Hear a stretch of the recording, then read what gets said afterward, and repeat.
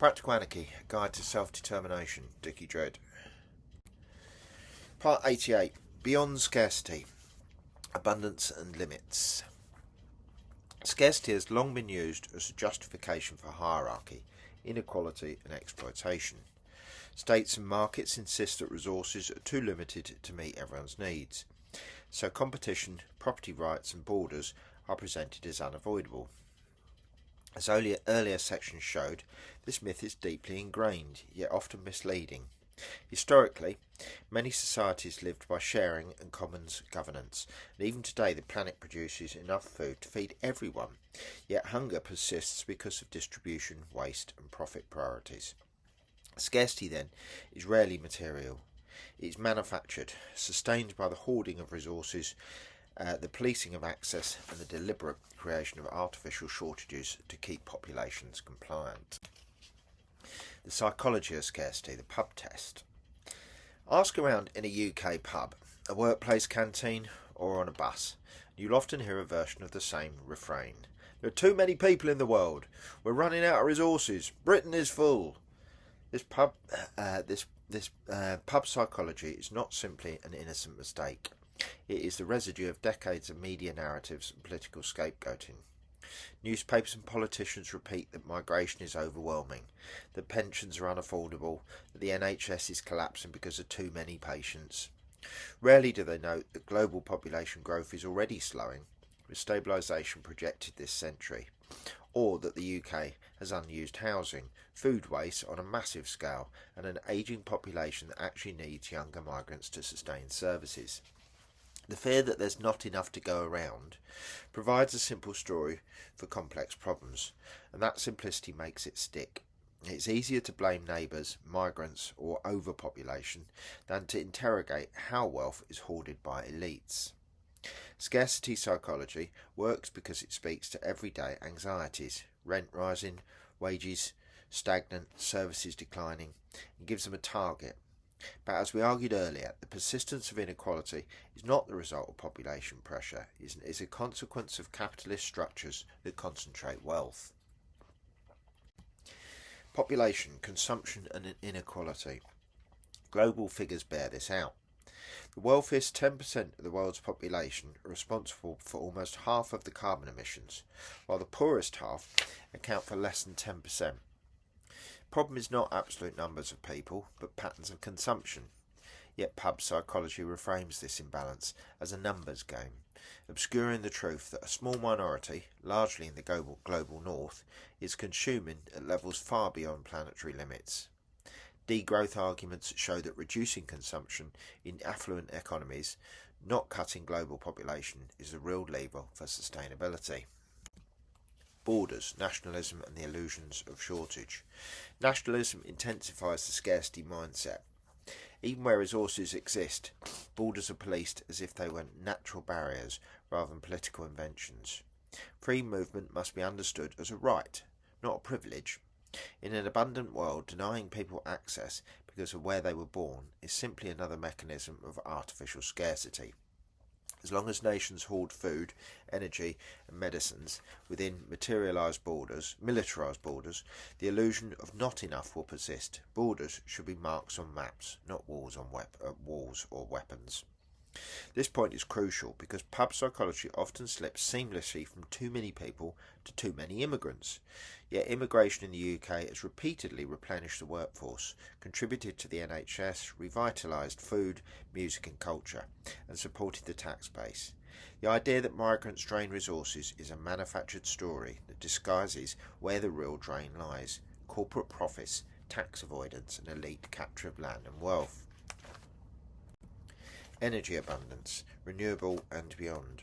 Renewable energy already demonstrates the potential for abundance. Solar and wind alone could theoretically provide many times current global demand. Fusion, while still under development, promises virtually limitless clean power, if governed as a commons rather than captured by patents. Yet again, pub psychology tends to frame renewables as unreliable or fusion as science fiction, ignoring both the massive subsidies still poured into fossil fuels and the real potential of alternatives. Earlier sections warned that technology in corporate hands becomes another form of enclosure. Abundance requires collective governance, not new monopolies. From scarcity to abundance, commons as foundation. Commons governance is therefore the key. If food, water, energy and housing are managed as shared goods, distributed through federated structures, abundance can be sustained across generations. This does not mean infinite growth, it means redefining prosperity around sufficiency, balance and care. To achieve this, the psychological barriers of scarcity must be dismantled. People must see that the real threat is not too many people, but too much inequality, too much hoarding, too much nationalism. Seeds of such abundance are already visible.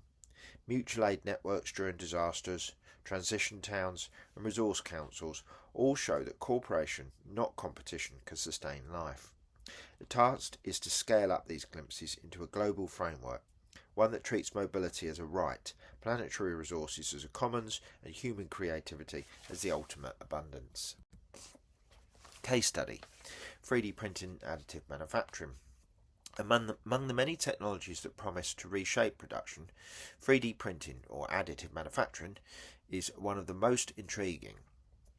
Its potential relevance to anarchist practice lies not in glossy corporate hype, but in its ability to decentralise production, cut waste and bring repair and fabrication into the hands of communities. At its most basic, a 3D printer builds up an object layer by layer from a digital file using plastics, resins or even metals. In industrial settings, this can mean jet engines or medical implants. In grassroots settings, it might mean replacement parts for farm machinery, water pumps or a broken latch on a fridge door. The principle is the same: material efficiency and local control. Where traditional manufacturing requires moulds, dyes and global supply chains, a small workshop with a modest printer can produce on demand. It connects directly to the arguments in earlier sections on resource councils. If food and energy are to be organised through commons, why not production too? Local printers in community hubs or co-ops could provide shared access to essential tools. In times of crisis, natural disasters, supply chain collapse or state repression, printers already have a record of stepping in. During the early days of COVID-19, for instance, open source designs for protective equipment were printed and distributed globally, bypassing corporate bottlenecks. Some of that work was actually done at the University of Nottingham, which I'm a professor at. The low-tech side matters too. Printers do not require giant factories or shipping fleets. A single community printer, powered by solar panels, can turn recycled plastics into new tools, essentially upcycling waste into a utility. This links with everyday anarchism, where repair and reuse are radical acts.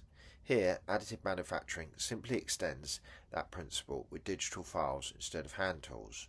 Repair cafes are already experimenting with such setups, merging traditional fix-it culture with new fabrication methods.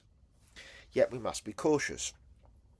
Earlier sections reminded us that markets creep back in wherever scarcity exists. Printers rely on feedstock, plastics, powders, metals, and these are still bound into extractive supply chains. Without collective stewardship, 3D printing risks becoming another capitalist frontier. Designer trinkets, endless consumerism, or locked down propriety files that reproduce enclosure in digital form.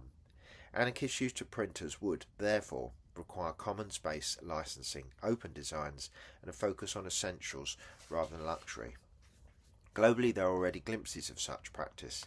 Makers Without Borders has used open source printing in disaster zones to provide prosthetics and water filters.